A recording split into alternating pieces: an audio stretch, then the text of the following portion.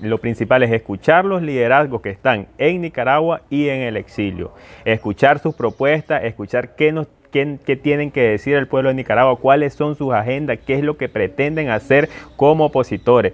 También ver posibles liderazgos que estén en el anonimato, que estén ocultos o que no se le ha dado un tipo de visibilidad política, que también puedan dar algo positivo en estos próximos comicios electorales que se van a dar en nuestro país. Creo que es lo principal que debemos empezar a hacer, empezar a valorar y que estos líderes realmente asumen una postura de liderazgo, es decir, que empiecen a trabajar con las bases que se encuentran en Nicaragua y que se encuentran en el exilio, y así hacer un liderazgo más empático y utilizar ese poder político que tienen y que en muchas ocasiones desde el 2018 lo están desaprovechando. Como segundo punto, ¿qué consideras que se debería hacer? Creo que es el rol de la oposición nicaragüense.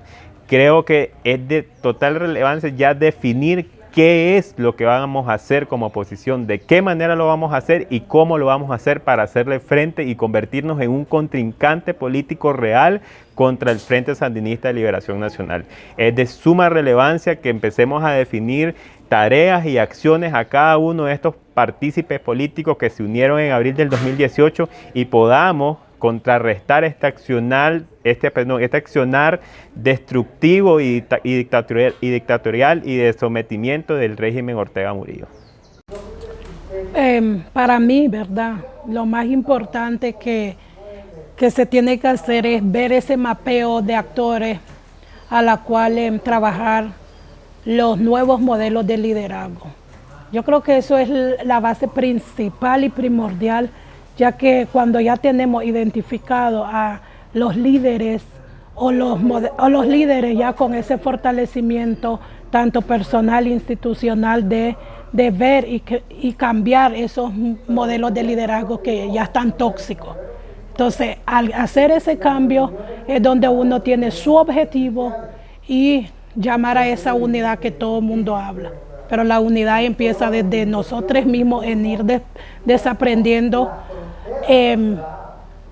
esos liderazgos tóxicos, que tenemos que cambiar ese concepto de qué es líder, porque muchas veces aquí en el exilio, por las grandes necesidades que hay, vemos a un líder porque me resuelve mi necesidad, y no es así. Hay que ir punteando y hay que ir haciendo estos diálogos intergeneracional que son muy importantes y que nos da la pauta para esa unidad.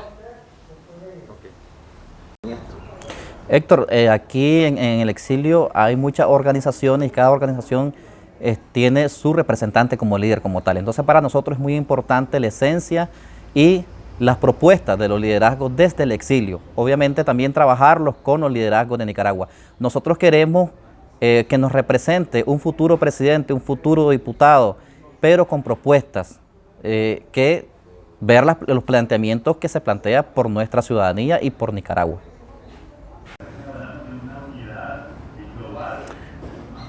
Ok, listo. ¿Por qué se debe identificar primero los roles de la oposición? Contarme un poco por qué. Mira, hay 5 puntos y creo que debemos de comenzar por lo primero, ¿verdad? Entonces, hablar del rol de la oposición y hablar del liderazgo que hay en la oposición, creo que ese es el engranaje principal. Pensar que desde qué tipo de participación podemos llegar a concluir cuál es el panorama y cuál es el trabajo que debemos de hacer como oposición. Entonces, yo sí creo, ¿verdad?, que ese es como el hito inicialmente, ¿verdad?, que ya se ha identificado de que de la oposición hay algunos liderazgos.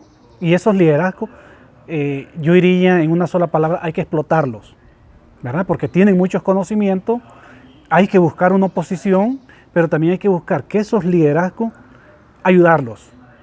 Porque el problema que ha habido, no solo en el exilio, sino también en Nicaragua, es que cuando sale un liderazgo, queremos taparlo, ¿verdad? Y cuando lo tapamos, no dejamos que eso crezca. Al final no le estamos haciendo daño a ese liderazgo, estamos haciéndole daño a Nicaragua. Entonces, para no hacerle daño a Nicaragua es que si hay un líder, 2 líderes, 3 líderes, o los que salgan, de los que vayamos identificando, podamos ayudarlo. En virtud de quitarlo, ayudarlo, ¿verdad? Porque esto haría una búsqueda de fortalecimiento hacia la democracia general en Nicaragua. No quedarte con un liderazgo nada más. Es que es una persona, no. En Nicaragua no lo vas a cambiar con una cara. Lo vas a cambiar con mucha gente y también desde las bases territoriales, ¿verdad? Porque podemos hablar de líderes de que son visibles. Félix Maradiaga, Medardo, Violeta, o sea, dentro de otros, ¿verdad? Pero eso no es todo lo que va a hacer el cambio en Nicaragua. El cambio lo va a dar la gente que viene de las bases, la gente que mueve las masas, la gente que organiza en los territorios. Entonces, ese tipo de liderazgo también hay que buscarlo, ¿verdad? Porque si queremos un cambio, el cambio no lo hace el presidente y los diputados. El cambio lo hace el concejal, el alcalde, la persona que trabaja en el último rincón de Nicaragua, donde no llega la noticia y la información. A esa gente hay que capitalizarla, buscarla, traerla y pedirle cuál es su información que tiene y cómo cree que debemos de cambiar el panorama y la política de Nicaragua.